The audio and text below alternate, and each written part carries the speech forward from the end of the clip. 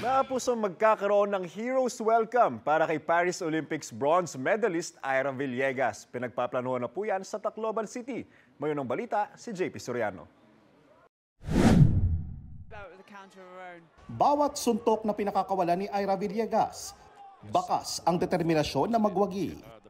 Sa isang punto pa nga sa second round, bahagyang natumba ang kalaban niyang si Busenas Kakiroglu mula Turkiye. Pero sa huli, panalo via unanimous decision ang Turkish boxer.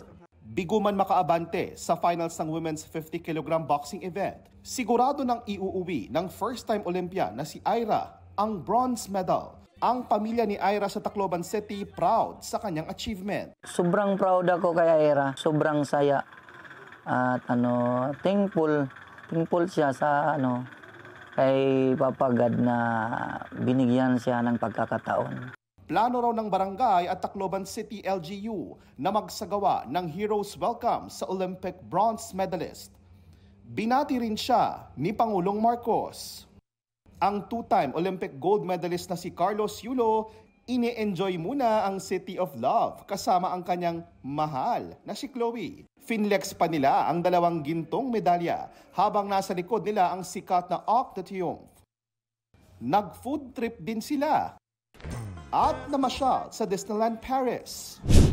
Narito sa Paris, France si Heidelin Diaz para suportahan ang mga Pilipinong atleta. Nakasalo pa nga niya sa pananghalian ang ilan sa kanila. Kabilang na si EJ Obiena na nagtapos sa 4th place overall ng men's pole vault. Sabi ni EJ, malaking bagay ang mga mensahe ng suporta mula sa mga kapwa-atleta. It gives you a perspective. Definitely something that, fellow athletes understand. Like it's a very niche perspective, of course. Nanghihinayang man at di nakamedalya, espesyal pa rin daw para kay EJ ang naging laban, lalo't nasamahan siya ng kanyang mga magulang sa Paris Olympics.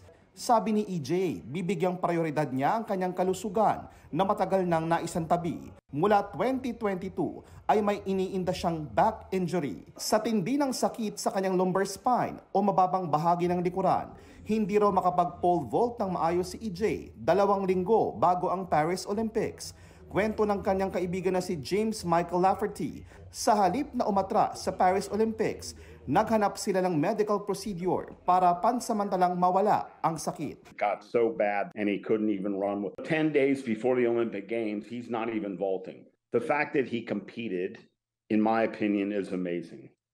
The fact that he came in 4th is beyond amazing. Nang tanungin kung lalahok siya sa Los Angeles Olympics 2028, naging emosyonal si EJ. Gusto raw niyang maging buo muna ang kanyang kalooban. Tatapusin daw muna ni EJ ang mga natitirang pole vault tournaments ngayong taon. It's going to be another 4 painstaking years that I need to focus everything and live this life. And yeah, it takes a little bit of thinking to understand that. And I think I need to give myself time and it's a decision that's pretty big. Sa susunod na buwan, plano ni EJ na magsagawa ng world-class pole vault tournament sa Pilipinas, kasama ang mga co-finalists sa Paris Olympics.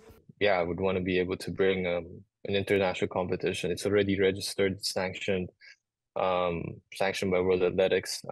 The idea is it's going to happen in September 20. Balik bansa naman ang Pinoy rower na si Joanny Delgaco na lumaban sa women's rowing single sculls sa 2024 Paris Olympics.